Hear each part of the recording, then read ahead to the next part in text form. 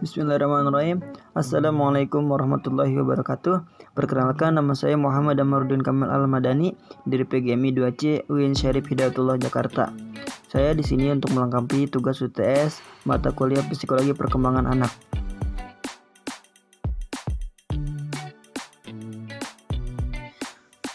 Pengertian konsep diri.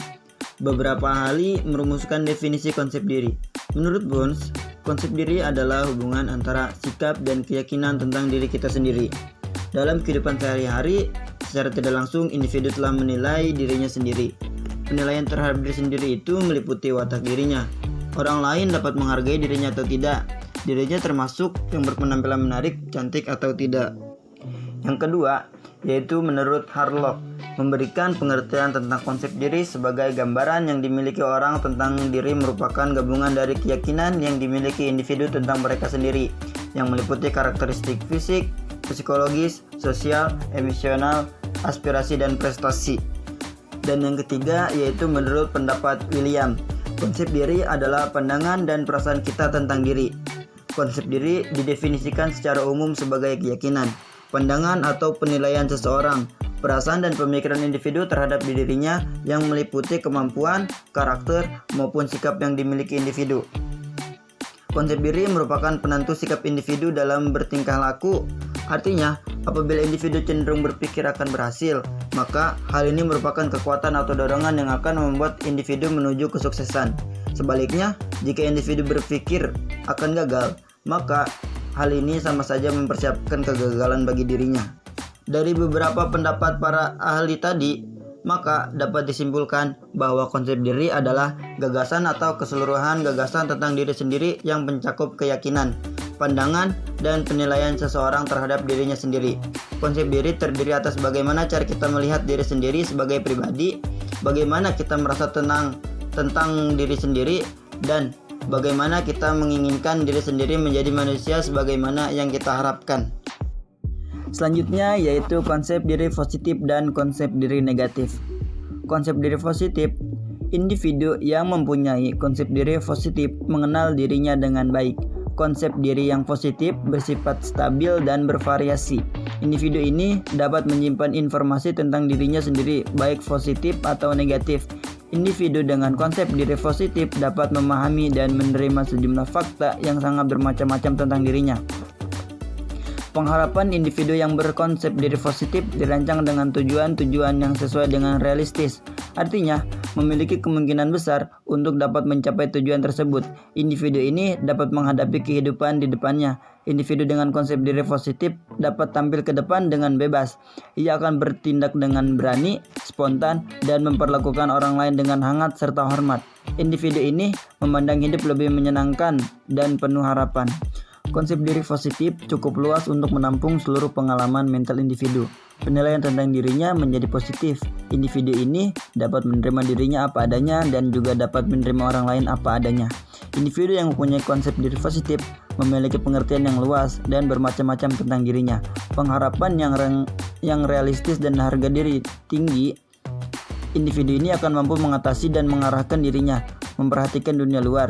Kemampuan ini dalam berinteraksi dengan lingkungan sangat bagus. Individu berkonsep diri positif sangat menghargai dirinya dan orang lain, spontan dan orisinil, bebas dan dapat mengantisipasi hal-hal negatif, bebas mengemukakan pendapat, memiliki motivasi yang tinggi untuk mencapai prestasi serta mampu mengaktualisasikan potensinya.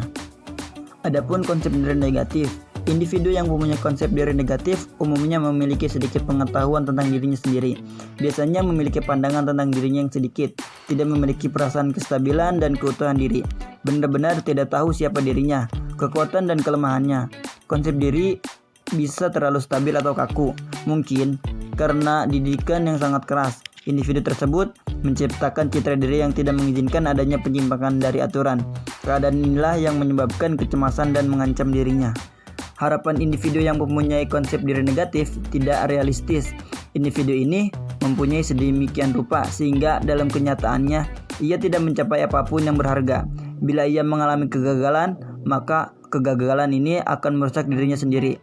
Individu ini menjebak dan menghantam dirinya sendiri. Individu yang mempunyai konsep diri negatif mempunyai pengertian tidak tepat tentang dirinya, pengharapan yang tidak realistis, dan harga diri yang rendah. Individu ini memandang dirinya tidak punya potensi dan mempunyai motivasi yang rendah untuk belajar, mudah cemas dan putus asa, kurang mampu mengaktualisasikan potensinya, sensitif, dan mudah curiga. Individu dengan konsep diri negatif menganggap sesuatu keberhasilan diperoleh bukan karena kemampuannya, tetapi karena suatu kebetulan atau nasib semata. Selanjutnya yaitu dimensi konsep diri. Dimensi konsep diri terbagi menjadi 3 bagian. Yang pertama yaitu pengetahuan atau kognitif. Dimensi pertama dari konsep diri adalah apa yang kita ketahui tentang diri sendiri atau penjelasan dari siapa saya yang akan beri gambaran tentang diri saya. Gambaran mengenai diri sendiri akan membentuk citra diri atau self-image. Dimensi pengetahuan dari konsep diri mencakup segala sesuatu yang kita pikirkan tentang diri kita sebagai pribadi, seperti saya pintar, saya anak baik, dan seterusnya. Yang kedua, yaitu dimensi harapan. Dimensi kedua dari konsep diri adalah dimensi harapan atau diri yang dicita-citakan di masa depan. Ketika kita mempunyai sejumlah pandangan tentang siapa kita sebenarnya, pada saat yang sama kita juga mempunyai sejumlah pandangan lain tentang kemungkinan menjadi apa diri kita di masa mendatang. Singkatnya, kita juga mempunyai pengharapan bagi diri kita sendiri. Pengharapan ini merupakan diri ideal, self-ideal, atau diri yang dicita-citakan. Yang ketiga yaitu dimensi penilaian. Dimensi ketiga konsep diri adalah penilaian kita terhadap diri kita sendiri. Penilaian diri sendiri merupakan pandangan kita tentang harga atau kewajaran kita sebagai pribadi. Menurut Calhoun 1990, setiap hari kita akan berperan sebagai penilai tentang diri kita sendiri. Menilai apakah kita bertentangan. Hasil dari penilaian tersebut membentuk apa yang disebut dengan rasa harga diri, yaitu seberapa besar kita menyukai diri sendiri.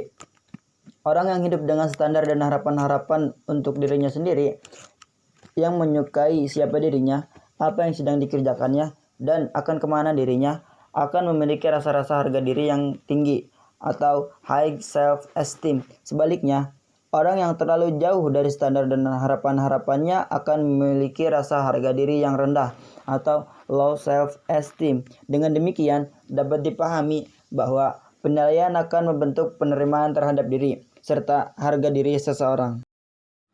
Yang terakhir yaitu faktor-faktor yang mempengaruhi konsep diri. Yang pertama ada faktor usia. Adanya perbedaan usia menentukan perbedaan bagaimana konsep diri akan dibentuk. Hal ini disebabkan karena adanya perbedaan pengalaman yang diperoleh seseorang sehingga akan semakin mempengaruhi luasnya wawasan kognitif.